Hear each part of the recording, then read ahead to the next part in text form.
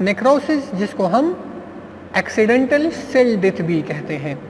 Necrosis क्या है? Necrosis is the death of most और all of the cells in an organ और a tissue due to disease. Necrosis को, apoptosis को हमने पढ़ा, ये प्रोग्राम सेल डेथ है। नेक्रोसिस क्या है? एक्सीडेंटल सेल डेथ है। एक्सीडेंटल सेल डेथ होता है तमाम सेल या फिर ख़ास कुछ सेल्स जहाँ पर कुछ डिजीज़ या फिर इंजरी वगैरह हुई है तो वो सेल्स उनका मर जाना, उनका ख़त्म होना है ड्यू टू डिजीज़। या तो डिजीज़ लग गया, इंजरी हो गई, और failure of the blood supply, या फिर किसी ख़ास पार्ट की तरफ ब्लड सप्लाई कम या फिर मुकम्मल तौर पे ब्लड की जो सप्लाई है वो स्टॉप हो गया, तो उससे नेक्रोसिस काज होता है। A number of toxic chemicals or physical events like toxic chemicals, मुख्तलिफ किस्म के नुकसानदेह केमिकल्स या फिर physical events like, physical events कौन कौन से? Exposure to toxins, for example skin के ऊपर किसी हिस्से के ऊपर एसिड गिर गया, रेडिएशंस, तेज हवाएं, इसी तरह हीट, इसी तरह ट्रामा, इसी तरह lack of oxygen due to the blockage of blood flow etc. can cause necrosis. A necrotic cells, as necrotic cells began to die, जब necrosis प्रोसेस शुरू हुआ और सेल्स वो मरना, उनकी जो है डेथ स्टार्ट हो गई, दे स्वेल अप, जिसको हम इन्फ्लेमेशन कहते हैं। स्वेलिंग होती है, क्यों स्वेलिंग होती है? जो सेलुलर कंटेंट्स है वो स्वेल हो जाते हैं। इससे पहले हमने पढ़ा एपोप्टोसिस में कि सेलुलर कंटेंट्स श्रिंक होते हैं, लेकिन यहाँ पर सेलुलर कंटेंट्स क्या है? वो स्वेल होते हैं। And holes appear in the plasma membrane, plasma membrane में होल्स बनते हैं। And intracellular material spill out into the surrounding environment, surrounding environment में जो इंट्रासेलुलर मटेरियल है, सेल के अंदर जो चीज़ें हैं वो रिलीज होती है, तो ये नेक्रोसिस का प्रोसेस है। अच्छा, नेक्रोसिस एक्सीडेंटल सेल डेथ है। Cells expose to extreme condition, extreme condition में क्या क्या आता है? टॉक्सिन्स आते हैं, कुछ पॉइजनस केमिकल्स हैं जैसे एसिड वगैरह, HCl गिर गया स्किन के ऊपर, बॉडी के किसी हिस्से के ऊपर, या फिर किसी ख़ास हिस्से की तरफ ऑक्सीजन सप्लाई कम हुआ, ये क्या है? Oxygen supply reduces. इस एरो का मतलब क्या है? Reduction of oxygen towards a part, या फिर high temperature, increase in temperature है, कोई हिस्सा जल गया, एसिड गिर गया, बर्निंग हो गई किसी पार्ट की, रेडिएशन है या फिर ट्रॉमा है, तो ये सारी चीज़ें क्या है? इट लीड्स टू नेक्रोसिस, इनकी वजह से नेक्रोसिस होता है। अब नेक्रोसिस में क्या होता है? सबसे पहले इन्फ्लेमेशन होती है, जो सेलुलर कंटेंट है, जो डिब्रिस है, जिसको हम कहते हैं मलबा, सेलुलर कंटेंट या डिब्रिस अकमुलेशन होती है। और हमने पढ़ा कि स्वेलिंग होती है, सेलुलर कंटेंट्स स्वेल होते हैं, तो ये इसको हम कहते हैं डिब्रिस जो है यहाँ पर जमा हो गया, वाहिद उनसे ये स्वेलिंग स्टार्ट करता है इस तरह, तो ये सेलुलर कंटेंट्स की अकमुलेशन होती है। Tissue damage and bleeding, tissues को डैमेज पहुंचता है, ब्लीडिंग होती है, swelling of the cell contents होती है, और क्या होता है इससे? दिस रिड्यूसेस या स्टॉप्स द सेल फंक्शन, क्योंकि यहाँ से क्या होता है? Release of the contents to the surrounding जो इन्वायरमेंट है, जो सराउंडिंग सेल्स हैं, उन सराउंडिंग सेल्स में ये सेलुलर कंटेंट्स रिलीज होते हैं, तो ये हार्मफुल होते हैं। फिर इस सेल के फंक्शन में और साथ जो नाइबरिंग सेल्स हैं, सराउंडिंग सेल्स हैं, उनके फंक्शन में फ़र्क आता है, या तो फिर वो अपना फंक्शन पूरा स्टॉप करते हैं, तो सेल्स भी इफ़ेक्ट हो गई, ख़ुद ये इफ़ेक्ट हो गई, इसके साथ जो सराउंडिंग सेल्स है वो भी, उनका भी फंक्शन इफ़ेक्ट हो गया। अच्छा, अब एपोप्टोसिस नेक्रोसिस में फ़र्क क्या है? प्रोग्राम सेल डेथ है, ये एक्सीडेंटल होता है। एपोप्टोसिस में सब कुछ सेल के अंदर होता है, बाहर कुछ भी कंटेंट्स रिलीज़ नहीं होते, लेकिन नेक्रोसिस में तमाम जो कंटेंट्स है वो बाहर रिलीज़ होते हैं। एपोप्टोसिस में इन्फ्लेमेशन नहीं होती, नेक्रोसिस में इन्फ्लेमेशन होती है। एपोप्टोसिस में सेलुलर कॉन्टेंट्स श्रिंक होते हैं, यहाँ पर सेलुलर कॉन्टेंट्स वो स्वेल होते हैं। तो ये दोनों में बेसिक डिफरेंस हो गया। एग्जाम्पल्स को हमने इससे पहले भी पढ़ा। For example red blood cells की रिन्यूअल होती है आफ्टर 120 डेज, तो ये एपोप्टोसिस है, हमें पता नहीं चलता। हर एक सेकंड में मिलियंस ऑफ सेल्स रिन्यूअल उनकी होती है।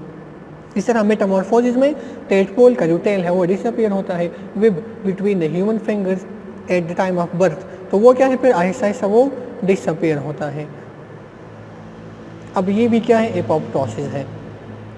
नेक्रोसिस क्या है, कोई भी एक्सीडेंटल डेथ होता है जो हमने पहले डिस्कस किया, तो उसको हम नेक्रोसिस कहते हैं। अब एपोप्टोसिस का रोल क्या होता है, रोल ऑफ ये क्या है, एपोप्टोसिस है। एपोप्टोसिस का प्रोग्राम सेल डेथ का हमारी लाइफ में, हमारी ज़िंदगी में अहम रोल क्या होता है। इसके बगैर, एपोप्टोसिस के बगैर डेवलपमेंट या maintaining health of the body ये प्रोसेस नहीं होगा। तो हम कह सकते हैं कि एपोप्टोसिस क्या करता है, apoptosis helps in developing and maintaining the health of the body by removing the older sales.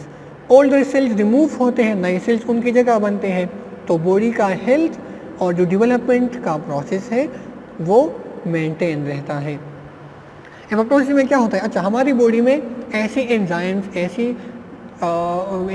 मौजूद हैं जो कि हमारे अपने डीएनए को भी डिस्ट्रॉय कर सकते हैं, लेकिन इस तरह नहीं करते वो, क्योंकि ये बग़ैर ऑर्डर मिले अपना काम नहीं करते। तो वो जीन्स कब एक्टिवेट होंगे, जब इन सेल्स का लाइफ स्पेन या लाइफ टाइम पूरा होता है, फिर वो जीन्स एक्टिवेट हो जाते हैं। वो जीन्स फिर प्रोटीन्स फॉर्मेशन जो होती है, प्रोटीन्स एंजाइम बनते हैं, एंजाइम एक्टिवेट होते हैं। पहले जीन्स है, जीन्स एक्टिवेट हो गई, उन्होंने एंजाइम्स को एक्टिवेट किया, फिर एंजाइम जो है आहिस्ता आहिस्ता सेल्स की डाइजेशन स्टार्ट करते हैं, सेल्स की डाइजेशन स्टार्ट करते हैं, और उसके बाद जो सेल्स ओल्डर हो गए फिर उनको बॉडी से बाहर क्या करते हैं, रिमूव करते हैं। तो ये एक नॉर्मल प्रोसेस है। अब यहाँ पर जो सेल्स रिमूव हुए उनकी जगह नए सेल्स बनते हैं, और हमने पढ़ा था माइटोसिस होती है तो वो नए सेल्स बनाता है।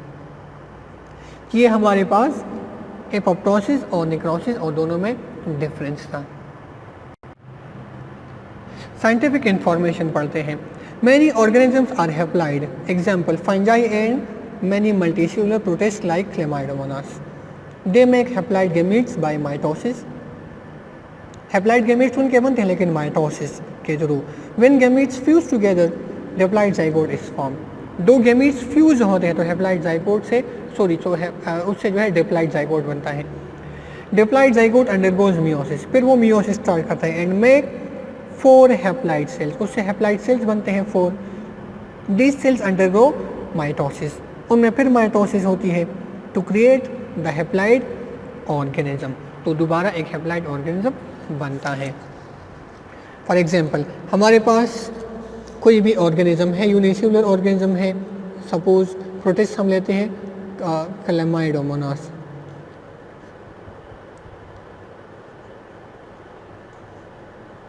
अब क्लैमाइडोमोनास क्या है, ये हैप्लाइड होता है।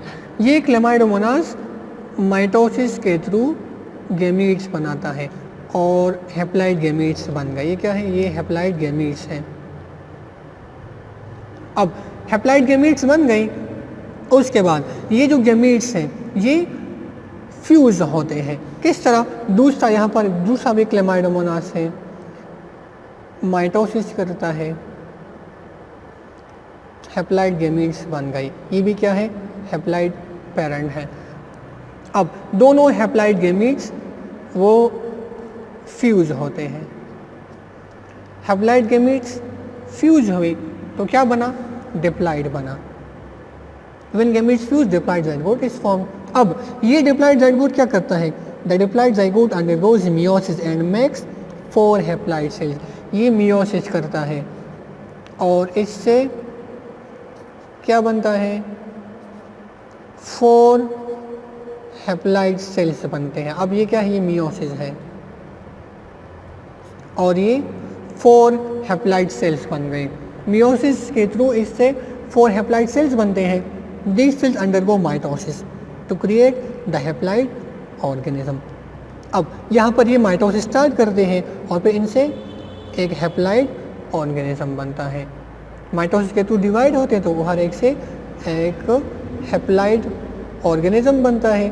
फिर दोबारा ये हैप्लॉइड ऑर्गेनिज्म माइटोसिस के थ्रू गैमीट्स बनाता है। इसी तरह फिर दोबारा फ्यूज होते हैं, फिर माइटोसिस, फिर मियोसिस, इस तरह ये कंटिन्यू रहता है। इस किस्म के डिवीजन को हम कहते हैं जाइगोटिक मियोसिस। ये क्या है, इसको हम कहते हैं जाइगोटिक मियोसिस। डिवीजन है जाइगोटिक डिवीजन, या इसको हम कहते हैं जाइगोटिक मियोटिक, इसको हम कहते हैं यहाँ पर जाइगोट बना।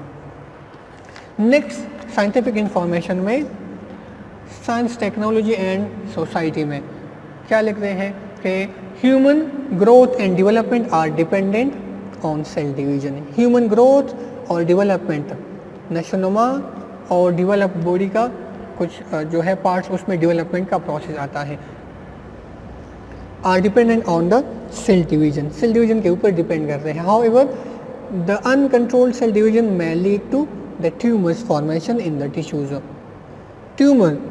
ट्यूमर बनता है, मास ऑफ सेल्स बनते हैं। अगर सेल डिवीजन कंट्रोल से बाहर हो जाए तो बहुत सारे सेल्स बनते हैं, इजाफी सेल्स बनते हैं, वो किसी ख़ास जगह में जमा होते हैं, इसको हम ट्यूमर कहते हैं, रसूली जिसको हम कहते हैं, और फिर ये कैंसर का सबब बनता है। ट्यूमर्स में बिकम ट्यूमर्स में भी कैंसरस आर नॉन कैंसरस, ये कैंसरस भी हो सकते हैं या फिर नॉन कैंसरस भी हो सकते हैं। There are various types of cancers in the body depending upon the tissues where they develop, such as in skin cancer होता है, बोन में अलग कैंसर, उसको हम एवास्कुलर नेक्रोसिस कहते हैं, सॉरी उसको हम जो है बोन कैंसर कहते हैं। इसी तरह कार्टिलेज में कैंसर होता है, मसल्स में, इस तरह ब्लड में, इस तरह ब्रेन में, तो अलग अलग उनके टाइप्स हैं कैंसर के। Nevertheless, the mature cells, for example, the nerve cells, use their energies and resource in the function for which they are specialized. Therefore, they do not divide. Nevertheless, कभी भी इस तरह नहीं होता कि mature cells, for example, nerve cells, हमने पढ़ा था कि वो जीनोट फेज में एंटर होते हैं तो फिर वो डिवीजन नहीं करते। Use their energies and resources in the function for which they are specialized. इनका जो फंक्शन होता है, फॉर एग्जांपल हम कहते हैं नर्व सेल्स है, तो कंडक्शन ऑफ मैसेज या नर्व इम्पल्सेस है। They never use their energies and resources in the functions for which they are specialised. ये नर्व सेल्स अपनी रिसोर्सेज और एनर्जीज जब मैच्योर हो जाते हैं तो ये फिर अपनी एनर्जीज को यूटिलाइज नहीं करते। Therefore, they do not divide. इनका काम सिर्फ होता है फिर कंडक्शन ऑफ इम्पल्सेस, बाकी ये डिवाइड नहीं होते। ये अपने तमाम रिसोर्सेज और जो एनर्जीज हैं वो यूटिलाइज नहीं करते, तो इनकी भी डिवीजन भी नहीं होती। अगर ये डिवाइड उनकी डिवीजन अगर हो जाती है तो फिर क्या होता है, ट्यूमर बनेगा जिसको हम फिर कैंसर कहते हैं, तो ये कैंसर की तरफ ख़त्म हो सकता है। तो ये मैच्योर सेल जो है ये डिवाइड नहीं होती कभी भी। फॉर एग्जांपल ये नर्व सेल्स है हमारे पास। Avascular necrosis, scientific information. Avascular necrosis AVN is a disease that occurs from the temporary or permanent poor blood supply to the bones. Bones हैं उनको हम डायनामिक स्ट्रक्चर्स कहते हैं। बोन जो है बॉडी का हमारा जो स्केलेटल सिस्टम है उसका कंपोनेंट होता है, बोन और कार्टिलेज। बोन जो है हार्ड कनेक्टिव टिश्यूज हैं, बॉडी को सपोर्ट देते हैं, मूवमेंट में मदद देते हैं, ब्लड सेल्स की फॉर्मेशन करते हैं, जैसे red blood cells, white blood cells, platelets की फॉर्मेशन होती है बोन्स के अंदर। अगर बोन्स की तरफ ब्लड सप्लाई कम हो जाए तो फिर क्या होगा, उसको हम कहते हैं एवास्कुलर नेक्रोसिस को हम कहते हैं। टेम्पररी ब्लड सप्लाई स्टॉप्स होती है या फिर परमानेंटली वो ब्लड सप्लाई पोर होता है, leading to the death of the bone tissues. Bone के टिश्यूज़ उनकी डेथ होती है, क्योंकि ब्लड नहीं पहुंचता, तो ब्लड में न्यूट्रिएंट्स प्लस ऑक्सीजन नहीं मिलता, न्यूट्रिएंट्स नहीं मिलती, ऑक्सीजन नहीं मिलती, तो आहिस्ता आहिस्ता बोन्स के जो सेल्स है वो मरना शुरू करते हैं। This process can lead to tiny breakages in the affected bones, क्योंकि बोन्स हैं, अब बोन्स के जो सेल्स हैं वहाँ से इन सेल्स को अगर न्यूट्रिएंट्स और ऑक्सीजन नहीं मिलता तो ये सेल आहिस्ता आहिस्ता इनकी डेथ स्टार्ट होती है। फिर ये बोन्स यहाँ पर स्मॉल इस तरह होल्स बनते हैं, छोटे छोटे ब्रेकेजेस या होल्स बनते हैं इन the affected bone which eventually collapses, और फिर आहिस्ता आहिस्ता बोन कमज़ोर हो जाता है, उसके बाद बोन जो है वो टूट जाता है या फिर कोलैप्स होता है। तो इस प्रोसेस को हम कहते हैं एवस्कुलर नेक्रोसिस। और याद रखें ये एवस्कुलर नेक्रोसिस स्पेशली क्या है, बोन्स में जब ब्लड सप्लाई कम होता है या फिर स्टॉप होता है टेम्पररी या परमानेंटली, पुअर ब्लड सप्लाई की वजह से बोन के जो सेल्स हैं उनको न्यूट्रिएंट्स प्लस ऑक्सीजन नहीं मिलेगा, जिसकी वजह से ये सेल्स वो मर जाएंगे। फिर बोन्स के अंदर स्मॉल होल्स या ब्रेकेजेस बनते हैं और उन ब्रेकेजेस की वजह से बोन कोलैप्स होता है, बोन जो है वो श्रिंक होते हैं और बोन जो है वो टूट भी जाते हैं। तो इसको हम कहते हैं एवस्कुलर नेक्रोसिस।